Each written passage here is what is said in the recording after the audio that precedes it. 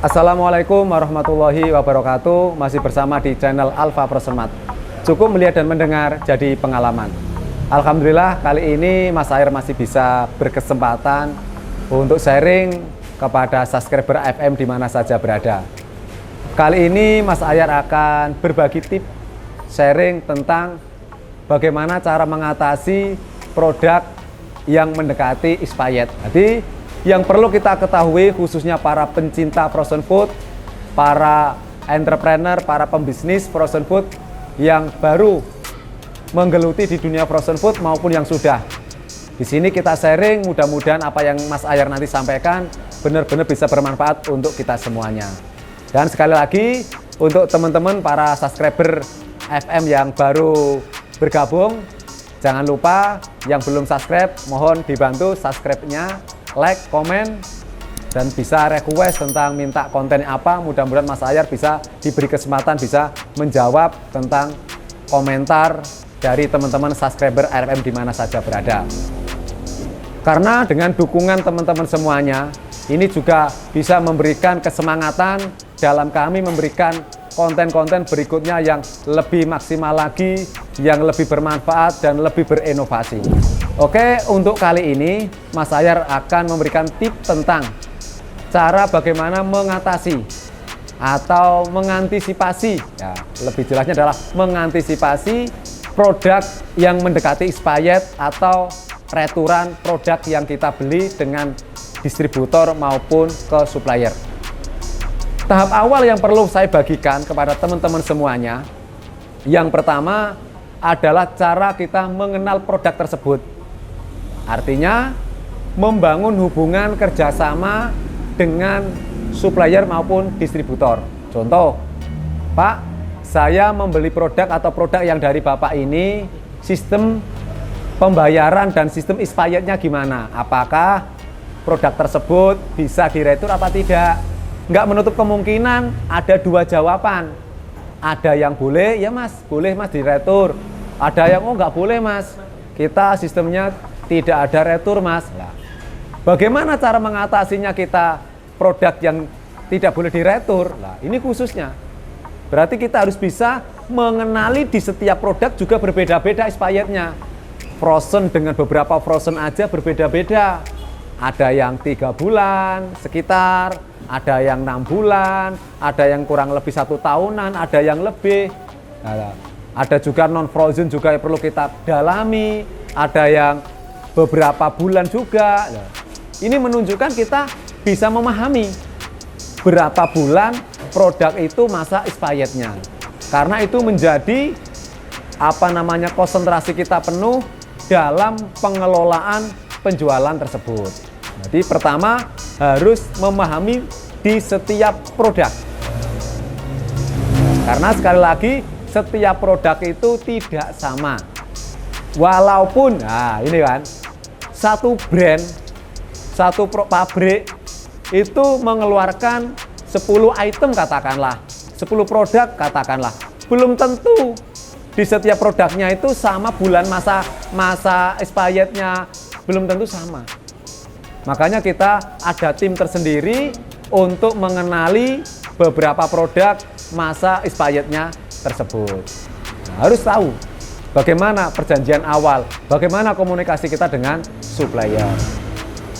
Selanjutnya yaitu tentang cara mengantisipasi. Cara mengantisipasi yang AFM lakukan sementara ini, yang jelas AFM selalu berinovasi. Jadi selama ini AFM untuk cara mengantisipasi yaitu caranya adalah memberikan diskon untuk produk tersebut. Barangkali produk tersebut kita bisa kurangi keuntungan kita, margin kita dengan kita diskon berapa persen, katakanlah 5%, 7%, 10%, ya kan. Kadangkala sama sekali nggak dapat keuntungan atau bahkan kita juga berani rugi. Karena apa? Daripada produk itu nggak boleh diretur atau kita menanggung kerugian yang lebih besar. Nah itu, katakanlah kita taruh produk itu di sebuah freezer yang khusus penuh dengan diskon, potongan harga. Nah itu. Selanjutnya juga kita perlu mengerti tentang FIFO, pendisplayan produk. Barangkali kita bisa melihat expirednya lebih lama atau mendekat, kita perbedakan. Oh, yang mendekati expired kita taruh di atas. Ya, kalau itu dry, kalau itu non frozen, yang expirednya mendekati expired bisa kita taruh depan. Setelah laku nanti yang belakang taruh ke depan. Jadi selalu berolah-alik, bergonta-ganti, yang di belakang jadi ke depan, yang depan sudah laku, yang belakang tadi yang baru taruh di belakangnya, selanjutnya seterusnya seperti itu. Jadi harus bisa mendisplay. Nggak asal naruh itu tidak. Biar mana produk itu yang layak cepat keluar dan tidaknya kita juga harus selalu memperhatikan. Itulah manfaat dari mendisplay, menata. Vivo harus tahu. Nah, dan selanjutnya adalah bundling atau paket. Barangkali dengan trik kita paket, yaitu satu paket harga 50.000 dengan 3 produk. Salah satunya produk yang mendekati expired tadi, ya kan? Atau dengan nominal 100.000 silakan. Bisa dengan beberapa produk frozen, 3 produk atau 4 produk, atau dikombinasi dengan produk frozen maupun dengan non frozen. Bebas. Yang penting Mas Ahyar selalu mengatakan kreasi, inovasi, dan strategi. Yuk selalu kita olah. Bagaimana selalu mencari celah, mencari cara agar produk itu cepat keluar, gitu, cepat laku, cepat bisa dikonsumsi oleh pelanggan kita.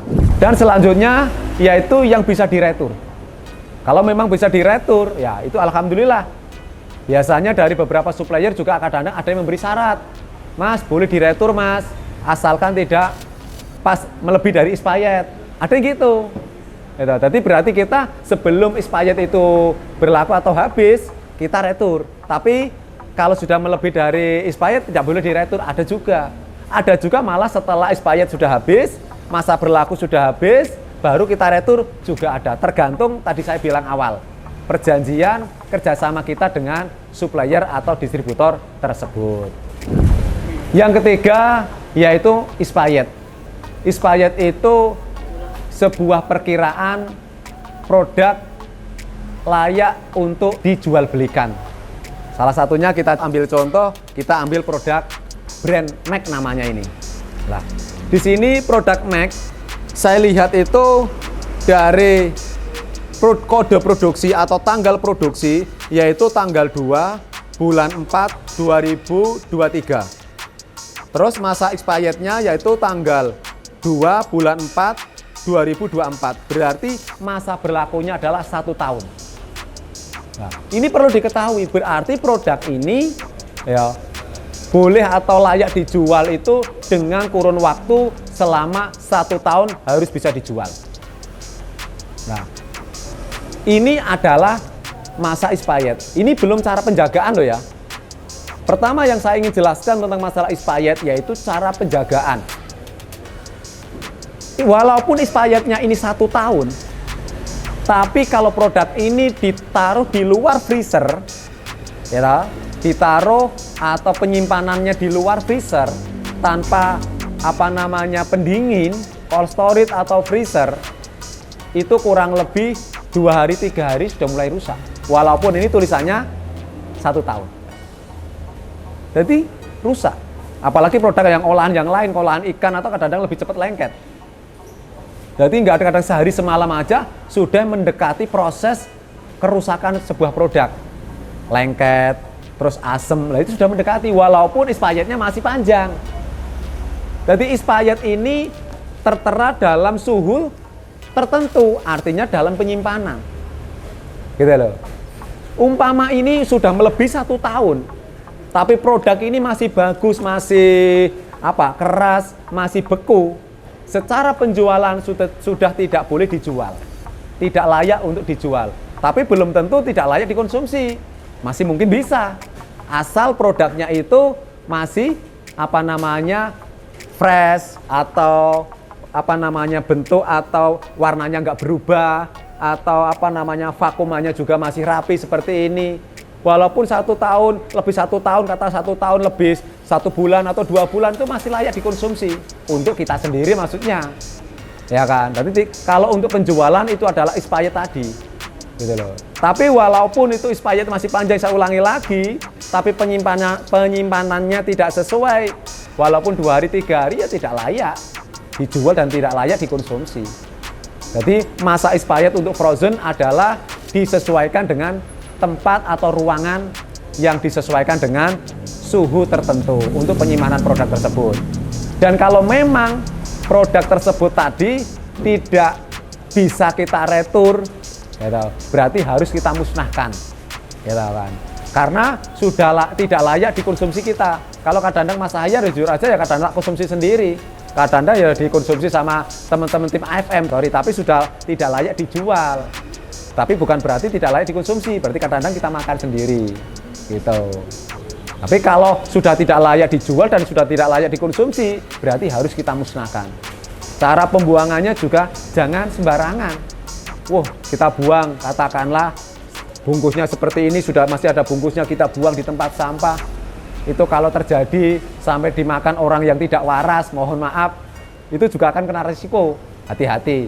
Jadi harus dimusnahkan atau dibuka lah, atau intinya bahasanya dikubur atau dirusak yang sekiranya dimusnahkan. Nah, itu perlu diketahui. Jadi expired dalam penjagaan awal, sekali lagi cara kerjasama kita harus tahu dari awal produk ini berapa masa expirednya, berapa bulan, berapa tahun. Keduanya cara mengatasinya. Ya, insya Allah banyaklah teman-teman inovasi atau yang lain kita sharing lah di AFM juga, atau ada grup Frozennia, forum Frozen Food Indonesia. Kita juga akan selalu berinovasi, kreasi strategi, sharing-sharing di grup tersebut. Dan yang tadi, yang ketiga yaitu expired itu bukan batas untuk konsumsi, layaknya produk dikonsumsi tidak, tapi layak dan tidaknya produk tersebut untuk dijual belikan. Oke, terima kasih, itu aja yang bisa saya sampaikan pada teman-teman, mudah-mudahan bermanfaat dan mohon doanya Mas Ahyar selalu diberikan umur panjang yang barokah, sehat selalu, sehingga Mas Ahyar selalu bisa menebarkan kebaikan, kemanfaatannya untuk orang lain dan orang banyak. Khairunas anfa'um linas. Sekali lagi, orang yang memberimu motivasi, orang yang memberimu nasihat memang bukan orang yang sempurna. Namun, barangkali orang tersebut bisa memberikan satu bagian dari dirimu yang hilang. Cukup melihat dan mendengar jadi pengalaman. Terima kasih. Dari saya cukup sekian, akhir kalam. Assalamualaikum warahmatullahi wabarakatuh. Salam sukses untuk kita semua. Frozennia.